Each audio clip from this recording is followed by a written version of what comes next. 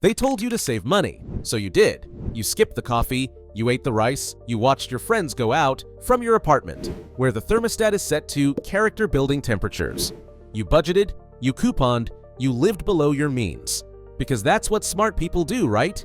And what do you have to show for it? A few $100 in a savings account, earning 0.3% interest, while inflation quietly robs you like a polite thief in the night. Let's be honest, you weren't saving, you were leaking, slowly, quietly, like a boat in denial floating on the fantasy that discipline equals wealth. But no one told you the truth. Saving won't make you rich. It barely makes you safe. It's not a plan, it's a pause button, and most people never unpause.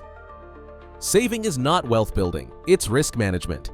That's it, that's the post. You're not stacking wealth, you're plugging holes. It's financial first aid, a band-aid on a bullet wound. The truth? People who save obsessively aren't winning. They're recovering from debt, from trauma, from a system that slapped them once and told them to be grateful. They save out of fear, out of necessity, out of that lingering voice that says, if I mess up again, no one's coming to help.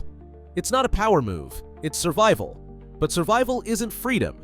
It's just a slightly more comfortable form of panic. And the worst part? The ocean is still rising. Rent goes up, food costs more, wages, same as ever. You're not beating the game, you're just losing slower.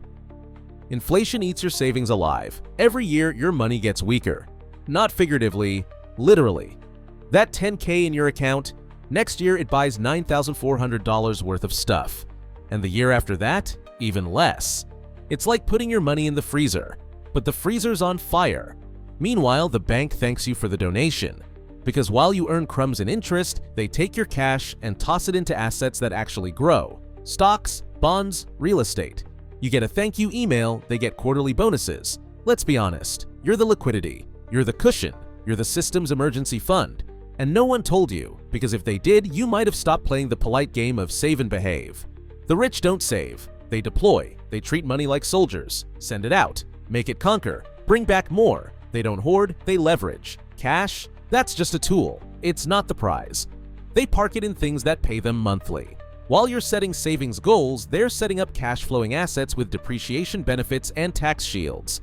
You save for a rainy day, they buy the clouds and sell you the umbrella. It's not magic, it's math. But math with access, with options, with the kind of mindset you only develop when your parents aren't worried about rent. You've been lied to gently. Live below your means. Cut the subscriptions. Stop buying avocado toast. Sounds reasonable, right? Sure, if your goal is to stay poor, just slightly more comfortably. This kind of advice isn't toxic, it's tranquilizing. It keeps you calm, obedient, always focused on cutting down instead of leveling up. You become an expert at shrinking, at doing more with less, at convincing yourself that minimalism is a personality trait. Meanwhile, the people telling you to cut back, they're not cutting anything. They're buying assets with your rent money. You've been playing by the rules. The rules were never for you. They were written to keep you in the stands, while someone else plays the game. You don't need a better budget, you need a better strategy. Saving is safe, but safety doesn't scale. It keeps you where you are. Comfortably stuck, responsibly small, and let's be real. In a world where governments print money like flyers, hoarding cash is just another way to stay broke with dignity. They told you to save, to play it safe, to be smart. But smart doesn't build wealth. Smart just avoids disaster. Wealth takes risk, moves, strategy. So yeah, keep your emergency fund. But if your entire plan is to save your way to freedom, that's not a plan. That's a bedtime story for adults.